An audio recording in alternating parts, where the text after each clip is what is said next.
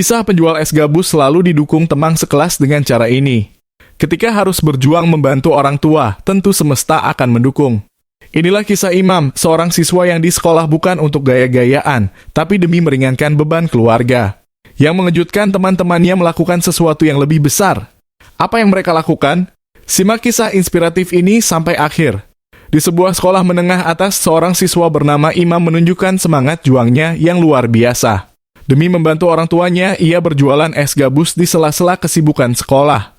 Imam tidak malu atau merasa terbebani dengan pekerjaannya, justru ia menjalani semuanya dengan penuh tanggung jawab.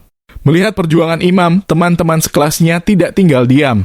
Mereka dengan kompak membeli dagangan Imam sebagai bentuk dukungan nyata. Setiap kali Imam membawa es gabus ke sekolah, teman-temannya langsung berbondong-bondong membelinya tanpa ragu.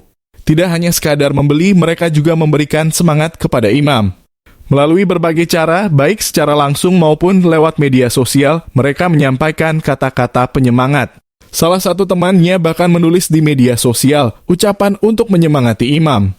Dukungan ini tentu menjadi penyemangat bagi Imam dalam menjalani hari-hari sulitnya. Dengan kehadiran teman-teman yang peduli, beban yang ia rasakan menjadi lebih ringan.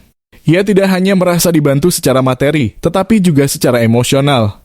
Kisah perjuangan Imam sebagai penjual es gabus tidak hanya mendapat dukungan dari teman-temannya, tetapi juga menarik perhatian banyak orang yang tergerak untuk membantunya.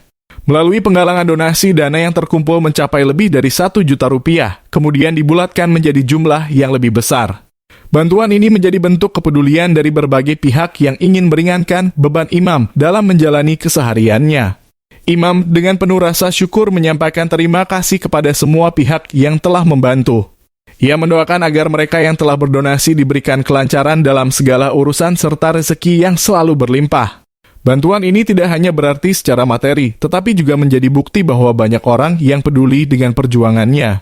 Dukungan moral yang diberikan pun turut memperkuat semangatnya untuk terus berusaha. Donasi yang diterima akan digunakan sebagai tambahan biaya sekolah, membantu Imam agar dapat terus menempuh pendidikan dengan lebih tenang.